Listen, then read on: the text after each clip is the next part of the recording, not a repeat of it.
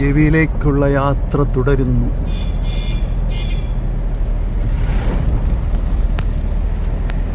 ഗവിയിലേക്കുള്ള യാത്രയിൽ 4 ഡാമുകൾ കവർ ചെയ്താണ് പോകുന്നത്.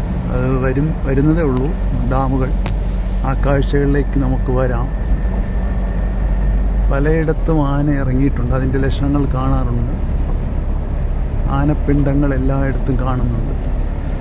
ഇത് മുഴുവൻ ഈറ്റയാണ്. കൂടുതലും ഈ സൈഡ് ഗവി വനമേഖലയിൽ കൂടുതൽ ഈറ്റയാണ്. അതുകൊണ്ട് ആനകൾക്ക് ആഹാരത്തിന് പഞ്ഞമില്ല. പിന്നെ അത് വെള്ളം കുടിക്കാനായി താഴെ അരുവിയിലേക്ക് വരുന്നെങ്കിലേ ഉള്ളൂ. ആഹാരത്തിൻ്റെ കാര്യത്തിൽ അതിന് കുശാലാണ്. മുഴുവൻ ഈറ്റയാണ്. 2 സൈഡും മുഴുവൻ ഈറ്റ.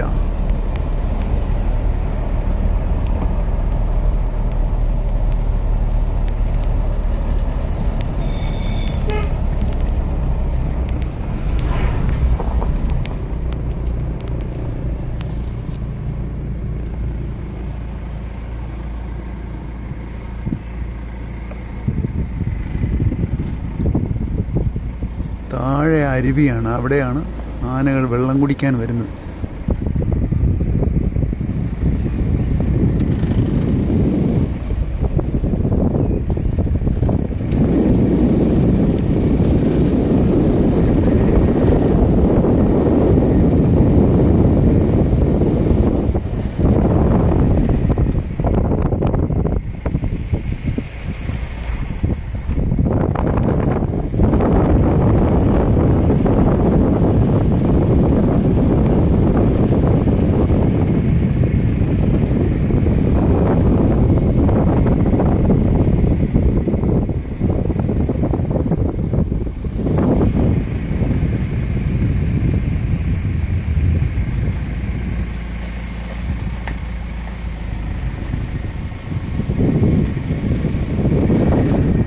വശത്ത് മുഴുവൻ ഈറ്റയാണ്.